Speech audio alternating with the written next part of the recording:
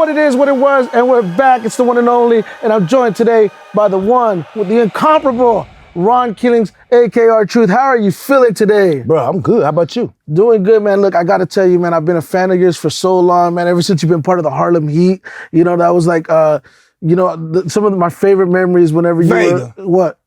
You know damn well I ain't been part of no damn Harlem Heat, bro. Yeah, you were. You and Stevie Ray. That was Booker T. Bro, okay, you one of them. You one of them. So me, Book, and Kofi So you're not look alike. you're not the five. I'm not the five-time. I thought you were the 5 times. You know I'm not. Come on, bro. Come on, Vega.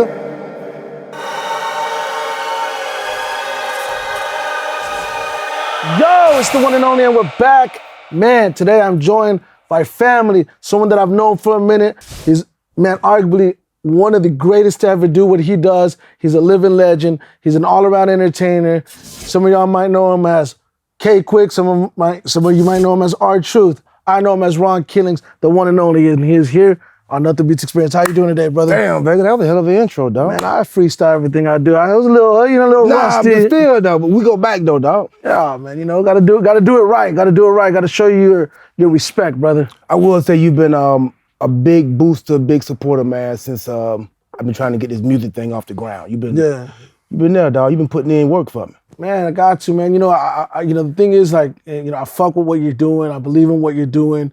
You know, you're an amazing entertainer. It goes without saying. You've been an amazing entertainer for over 20 plus years in the world of sports entertainment. Right. But as many people know, and it's been well documented, it started with music.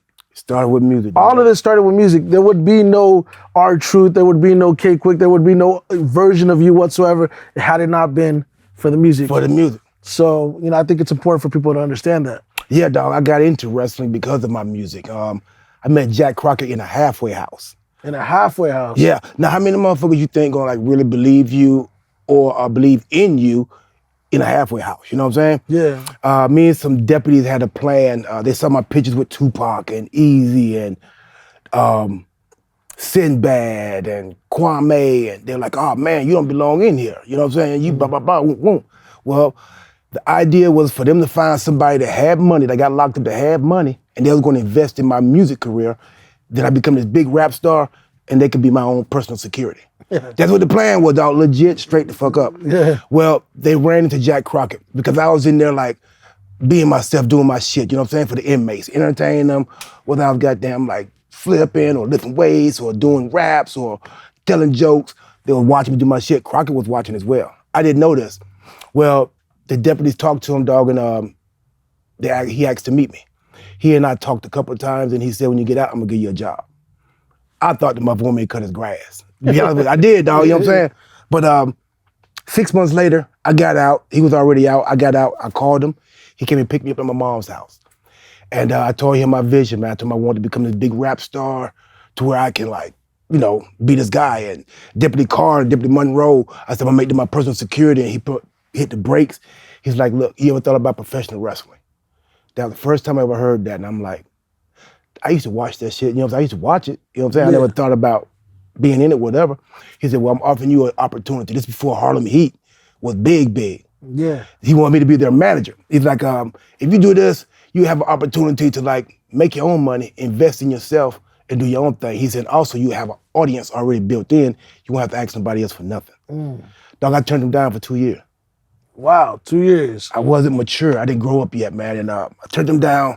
And this is when I was hitting that brick wall, in and out of jail, getting charges, concealed weapon charges, drug charges. Just like, hit that shit, bro. And I got sick and tired of being sick and tired. Yeah. And at that point in my life, I didn't know what I wanted to do, but I wanted to do something. I didn't want to keep going the route I was going. So I gave him a call, and I was a willing vessel there. You know what I'm saying? Yeah. I said, whatever else I need to do, man, I said, I'll do it.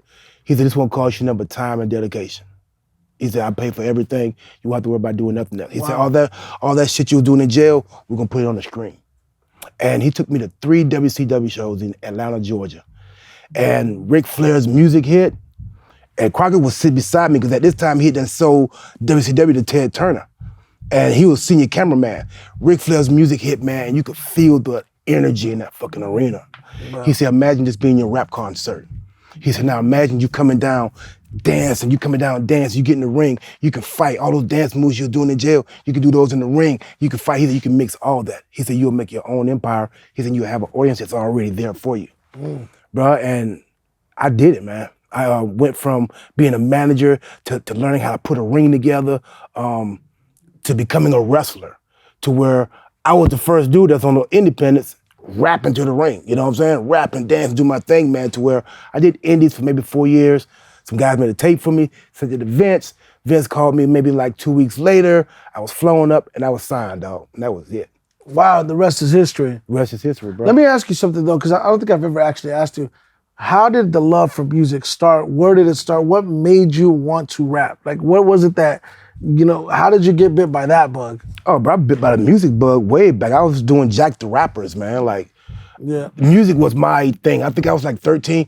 Will Smith came out with Girls Ain't Number Trouble. Yeah. All the way down from to the hip, hop, hip to the hip. I've been a rap fan for years. Yeah. But I think when Hammer came out, man, is when I was like, you know what? I'm finna put all of what I do into music. I'm finna put all of the love was there. My dad was a guitar player. Yeah. You know what I'm saying? We stayed in church, so music was always a part of my family. And so the love for music was just always in me. You know what I'm saying? Yeah. It was just never, I guess, matured, never exploited, or never, you know what I'm saying, gravitated to that higher level yet. I think over a period of time, period of experiences, good and bad, and when I got with the wrestling business, man, and the wrestling audience accepted that new sound, that new visual look, I was doing my rap shit then.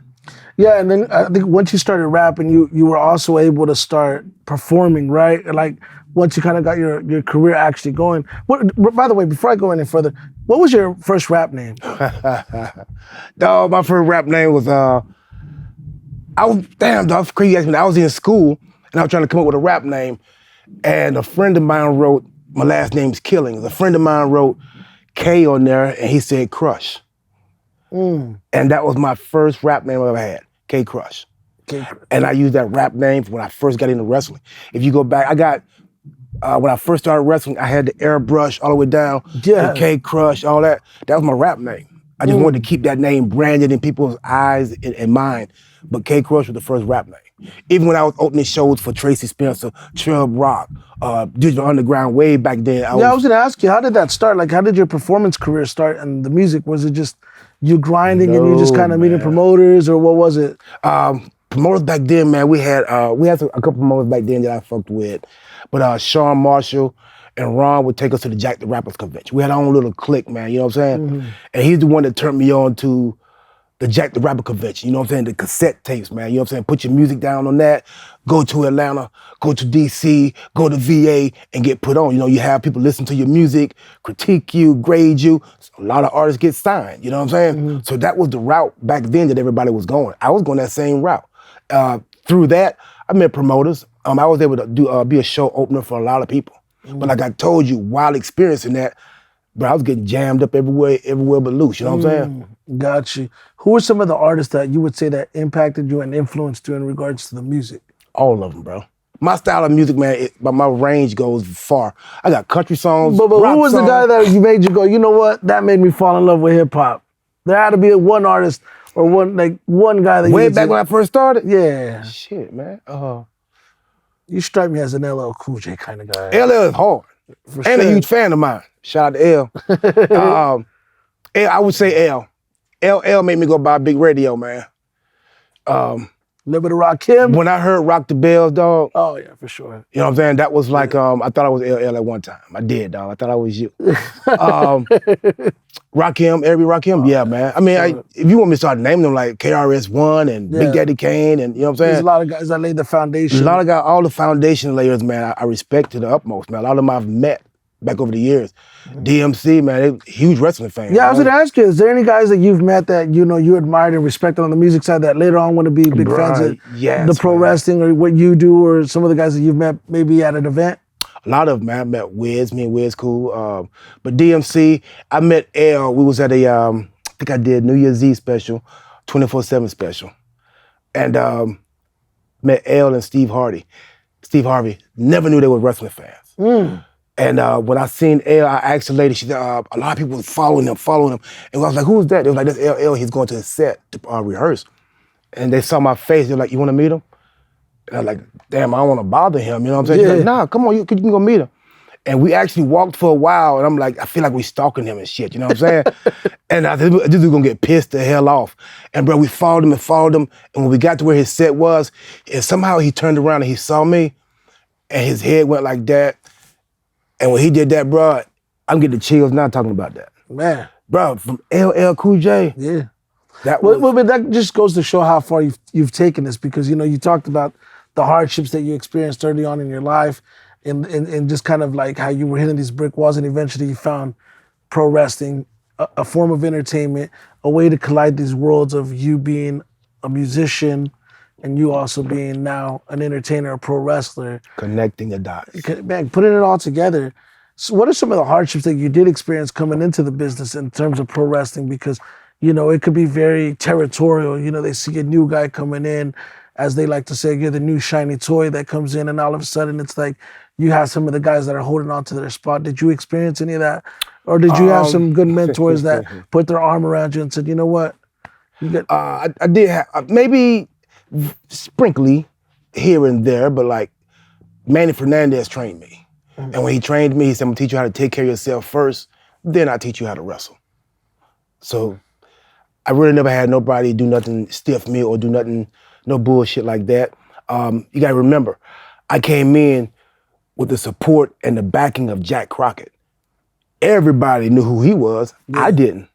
I was the one that was like, dude, do you know who you're with? You know what I'm saying? Like, one of my friends, dog, that took me around and showed me the ropes of wrestling, he passed this year, man. Antonio. Bruh, when he told me about Crockett and Crockett's history, and he pretty much laid out the blueprint. He's like, dude, the dude you were with, he did this. His brothers did that. They're the ones that brought wrestling to the South. Whatever he's telling you to do, bro, just do it. You say you ready to do something different, just do that. I'll take you to all your shows. You ain't got to pay me nothing. If you just help me with gas money, and that's how it was, dog. That was pretty much it. Once I had that Crockett stamp behind me, yeah, everybody was like willing to show me and, hey man, let me teach you this right here. Hey, won't you use that? Everybody was like, it was open arm circus for me, dog. You've mentioned Crockett a few times in this interview now. Goes without saying, but I just kind of want to hear you say it on camera. What has he meant to you in your career in general, just in your life? I wouldn't be here. Pretty much, straight to the point, dog. I wouldn't be here. I call him my ram in the bush. Mm. You know what I'm saying? It was at that time when I was sick and tired of being sick and tired, like I said, and I think as humans, we all get to that motherfucking point to where like, when you get tired of the bullshit, you want to smell some new shit. You know what I'm saying? Like you want to break the monotony if you really want to, you know what I'm saying? And he was there for me, dog. And it's me changing course, changing path, doing something different to get to where the fuck I want to get to. Yeah. I'm here now. And my shit is like matured.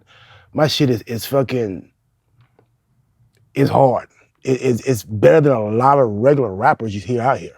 And I said regular rapper for the fact that a lot of people think, oh, he's a rapper, it's a gimmick. It's that. No, I'm a fucking rapper first. Yeah. I'm a rapper wrestler. I got a lot of people saying now my favorite wrestler is my favorite rapper. Yeah.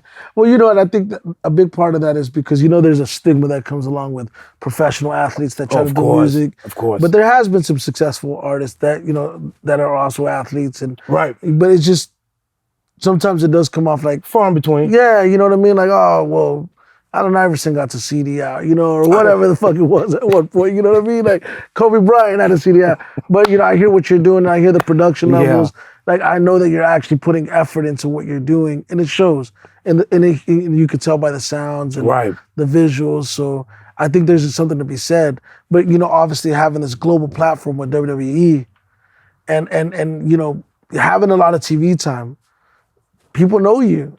Worldwide. People know you, man, you got numbers across the board on TikTok, on Instagram, on Twitter, on Facebook. You have a huge following, and people, you know, I think as time has gone on, I feel with you, it's so interesting because you've been one of the guys that's been consistently you've been a consistent entertainer for years. You've had some of the greatest moments in professional wrestling with the 24/7 segments. Obviously, like a few years ago, you know, I think you were like the highest viewed. Oh yeah, like YouTube. 16 to 20-something million views a week. Yeah, and I mean, but you got to remember how deep in your career you are, and you're having that type of success. Yeah. you don't see that often. You know, you've shared the ring with John Cena and The Rock. You know, you worked that program with The Miz. You know, Yeah. you know, you've had your career moments, your high moments, and from what it's been said, you know, Vince McMahon thinks very highly of you. You know, and so I look at that and I'm like, man, you have this global footprint, this reach, and now you're doing the music, and it's not even now. You've never stopped doing the music. Never stop. It's just now you're putting more of an emphasis, like, hey, I'm going all in, you know. So, like, Still entertaining. It's just another branch. so what is the goal? Would you say with you know, now with the music versus 10 years ago, 20 years ago? I got the right team, dog. I got the right producer, man, / manager, Jay Trax, dog. He took my music, and he had some stank to it. You know what I'm saying? My music was it was okay, it was good. People like my music and that. They love my shit now. Yeah. He pretty much recap, rescope. It's almost like a sculpture shit, dog, the way he was doing now. Say that shit like this. Nah, do that shit like that. Oh, how you feel today? How you feel? You feel like that? You want some crunk? You want some hard? Like we vibe in the studio and make songs just off natural energy of how we felt. And that's how, I've never worked like that before. So it's like being around the right energy with me, I think timing plays a big part of everybody's fucking life and career. The timing, you know what I'm saying? Meeting the right producer, getting the right sounds, getting the right songs, getting the right, at the right stage and time. But 4 or 5 years ago, I was running shit up. Forbes magazine did a write-up about it. 24/7 time, it wasn't time. Probably had to gain a little bit more viewers, a little bit more audience. But now is the time. Ain't no better time than right now. I want to have fun real quick. I know we've talked about this before, but you know, I got to ask again. Obviously, this is something that you absolutely love to do. This is something that you're going all in with. But I've asked you about the boys backstage and said, you know, obviously you're in the business. How many times have you guys broken into a cipher? Is there anybody that we know that might have bars that we didn't know? Let me find out. Randy Orton could spit. You know what I mean? Like, who are some of the guys that could rap backstage? That just, even if it's just for fun, man. I know the Usos. When Cena was there, we had this thing called the jump off, and everybody would rap. Even Chad, the referee, like everybody that was on our bus had to do 4 bars or 8 bars, any kind of rap, just do the jump off, get on the thing. But the Usos, they're my boys. I heard around the way Samoa Joe got some. Samoa Joe would do that shit in the room, dog, in the hotel room. Yes. We would do in the hotel room. So Samoa, he'll spit something for you too. Is there anybody that we don't know that just, other than the referee, that you would never expect, like, yo, this guy spit a rap? The Usos. But not many motherfuckers will come into the jump off. Yeah, but I see the Usos on TV. I believe it. You believe that, right? Yeah, well, I believe that, yeah. But not many people want to come get in on the jump off. Yeah. They would rather watch it. You know what I'm saying? You mentioned John Cena. There was a rumor some time back that you guys had y'all's issues, man. What was that about? I mean, I just want to know, you know what I mean? Just for the viewers, you know? As a matter of fact, I just talked to Conan, man. When I was in Canada, I was with Ray, with Ray and Dom, and we called Conan because I hadn't talked to him in a while. And Conan was the reason for that, dog. I landed, this was after I did the diss song about them and all that. I was mad. I was going through my thing. And I did a diss song and put it on YouTube and like got a little views on it. Well, John Cena landed in Charlotte and I was taking off. And we literally saw each other and did that and we passed on, kept going. So when I got to, I was leaving, when I got to TV, I said, man, John Cena was there at the airport. They were like, oh, really, what happened? I said, no, we just spoke to each other and that was about it. Immediately somebody said, hey, I heard John Cena was in Charlotte, y'all's thing, and y'all passed by. I said, who told you that? And Conan was like, bro, people are going away disappointed. Like, you have to build this story up a little bit more. I said, bro, that's what happened. He said, no. He said, I'll show you how to build it up. Kept walking on through. Hey, Truth, was you and John Cena in the same airport? I was like, dog, he came through Charlotte, and I was leaving out. We just waved, and that was it. Conan goes, but did you tell him about when you pushed him, though? Tell him that part. I said, I didn't push John. Ronnie's not though. He don't want to tell you. He pushed him. And he said, motherfucker, come on. I said, bro, don't go spreading that. And dog, before you know it, it was all the way around that. We had this big beef thing the whole 9, dog. It was not Conan. Did John Cena ever acknowledge that, though? Never acknowledged it. Actually, when I signed back to the company, Cena was the big dog. And everybody was waiting for us to come to meet face to face. Everybody was waiting. They knew I had signed back. And the boys are so crazy, man. Umaga, man, R.I.P. Umaga, man. He got me to come back, and even he was in the locker room. When I got to the locker room, dog, all the boys were sitting down, just like watching. Cena was in the bathroom, and so when I came in, I didn't know this, man. They were all sitting there waiting. And when he came in, he looked. He said, "We're not gonna have any problems, are we?" I said, "Man, hell no. I'm on your ship." You know what I'm saying? Yeah. And he was like, and we clapped into that. The whole locker room went, "Ah, man, shit."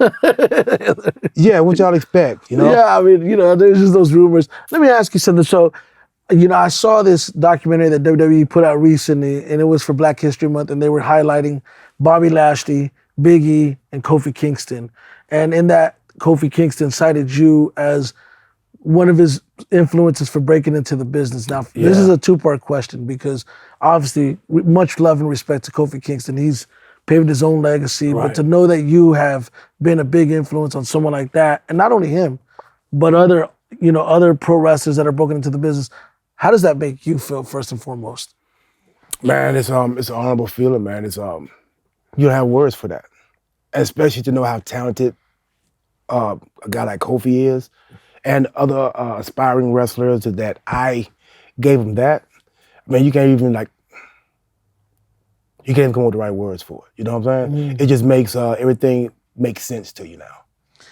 I don't know if during the time that you were breaking into the business that you realized that in a sense you were trailblazing. You were starting to pave the way for other people to break into the business like a Kofi Kingston. Didn't know it, dog. And now you're looking back in your pro wrestling career, 20 plus years in, all accomplishments aside, it's like you've done a lot. A lot. Just to be here now, 2022, right. A few days away from WrestleMania, being part of another event. I mean, that's a big deal. And, I know that I'm sure you appreciate you appreciate it. But I would say you being a pro wrestler now where you're seeing these guys that didn't get the chance before, now you're starting to see more representation amongst Black champions. How does that make you feel in regards to that? Because it wasn't always like that, man. Right. And I don't want to play the race card, but I know that there was probably a lot of right in territories. There was a lot of that existed, whether it was racism, or maybe you experienced some of that stuff. I just kind of want to get your input on that. Man, I'm proud, man. The grounds have been stomped on. You know what I'm saying? Yeah. I'm glad I was able to be one of the ones that broke through the barriers and stand firm to represent. You know what I'm saying? Yeah. I'm inspired by inspiring other people. That's what light my fuel and keep me going. There's a lot of that. It's gonna be around, man. It's gonna be around. It's gonna be everywhere. Pro wrestling is a whole different beast. It's its own little world. You know what I'm saying? Yeah. And any Black that can come up in this business and persevere, have consistency, know you're gonna make sacrifices, be dedicated, and don't quit, bro. You can do this shit. Name of the show's called Not the Beats Experience. I want to know a little bit more about what advice you would give to somebody that's not only trying to break into pro wrestling, it could be into music, it could be into entertainment in general. What are some of the things that you would say that played a big part? Because you just kind of touched on it, but what have played a big part into having long-term sustained success? Always be able to reinvent yourself. Be able to accept criticism. Be able to be ready for sacrificing a lot of your time. Be ready for a lot of good, be ready for the bad. And most of all, be consistent with yourself. Be true to your art, your craft. To perfect it and be a professional at it, you have to perfect it. You have to constantly work at it, work on it. And just be into what you're doing. And learn to be your own cheerleader because everybody ain't gonna support your shit. Cheer for your damn self. In terms of pro wrestling, before we leave that, how much time do you feel like you can give that before you're like, you know what, I've done my time. I'm ready to just branch off and do acting and do, just straight music. Do you have an answer for that question? I don't. That's not. That's I not think you're gonna go till you're 75. No, you know, I ride that shit. The wheels fall off. You know what I'm saying? I don't think they're gonna fall off though. Bruh, You and I be know, riding that bitch. You know what I'm saying? Yeah. As far as the project, you just got to do Project Out Legacy. That's, by the way, for those that haven't heard Legacy, that's actually my favorite song that you have. Really, that's one of mine too, man. Nah, I know that song. I'm not gonna let you tell me otherwise. That is my favorite song off the project because it represents you. It does. And I feel that, you know, in 2022, I see more of you getting the universal respect that I feel that you've always deserved, right? Yes, appreciate that. And I feel Legacy embodies that record. But let's talk about the project. It's been out, how long now? 3 months? If that 3 months. Extremely proud of the project. Yeah, man, it's doing good. Good numbers worldwide. The videos we got, man, the visions, all has been me and Tracks, dog. It's been just me and him putting all it together. From every song, from Legacy to Respect to I'ma Get Right to Out the Window to Umbrella to everything has been me and him, man, just visualize. Actually, we got like a lot of projects. We got about 30 or 40 songs, but this Legacy EP is just, we actually said, you know what, we're just gonna give them a little bit of this shit we got. So this is just an eye-opener right here. What can we expect musically next? Oh, you expect the whole fucking full-fledged. The whole, man. You said you had a country record? Bro, I got a country song. I think we're gonna drop that shit next, right? We got the country song, I don't know if I should get a name of it. Should I get a name? Barnyard Flexing. I'm Barnyard Flexing. I ain't gonna do more of it. Barnyard, we got that. We got a rock/metal song. Yeah. What about collaboration? Do you plan to collaborate with any other creators? I'm open. I'm open to them. We're definitely open to them, man. It's that's how you get shit out. That's how you get that crossover. That's how you get a little bit of my audience. I get a little bit of mine. You know what I'm saying? Like. Last question. Are you familiar with the internet wrestling community? Do you know what that means? No. So there's this community of people called the internet wrestling community, right? It's just a group of people that just get on the internet and try to create these dirt sheets, talk about what's going to happen next in pro wrestling and whatnot. So I did my research and I said, what is the one question that everybody wants to ask Ron Killings? What is that? Pro wrestling related. What is that? It's interesting. Believe it or not, you're not going to see this coming. Something about that little Jimmy shit? No, it's actually not about little Jimmy. What? It was actually about a comment you made about CM Punk. Yeah. So I wanted to get clarity on this because I wanted to know a little bit I gotta give the IWC a little bit of what they want. So I want to give them that question. Right. What's the spill with you and CM Punk? Was there, because you never, may I add, Ron, I've never seen you jump out of character, call anybody out. I never do that. But you did it. It's weird when I do that to people, dog. I was like, I heard it. I played Hit 'Em Up as soon as I saw it. You know? I went to the Ron Killings playlist. I played Hit 'Em Up. You know? Yes, man. It's man, that's crazy. Man, I don't like when nobody put my name in no bullshit. And me and Punk cool, but he had said, what did he say? I can't remember what he said. I think it was something about him and Edge said something about he don't count the 24/7 title, blah blah. And I said I didn't count your titles either. So what did Punk say? I'll tell you exactly what I said. What did he say? I think it was something in regards to like drawing. I don't know. It was the program. I don't remember. Was it about a program?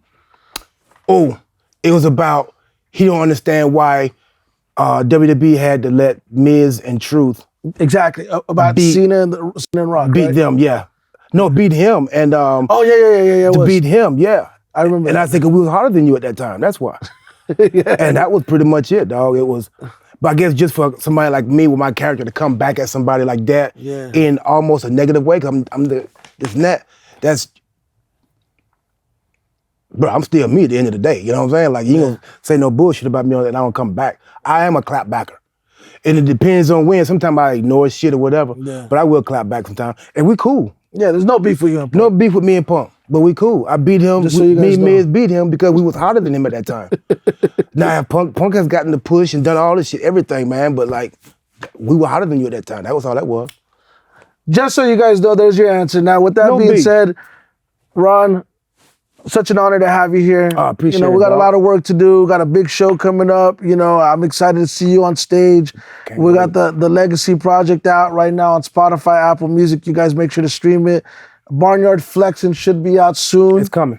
Make sure to purchase this merchandise, by the way. This is Nice. clean new merch. merchandise right here, man. Y'all see that? Yeah, I see this brand new, fresh off the presses, man. This is my Still man. smell fresh. This is my man, the legend, the one and only Ron Kinnings. I was gonna pull a prank on him, but I didn't get a chance to, What you gonna do? I'll tell you right now. Y'all tune in, nothing but experience. This is the one and only Ron Kinnings, aka R Tree.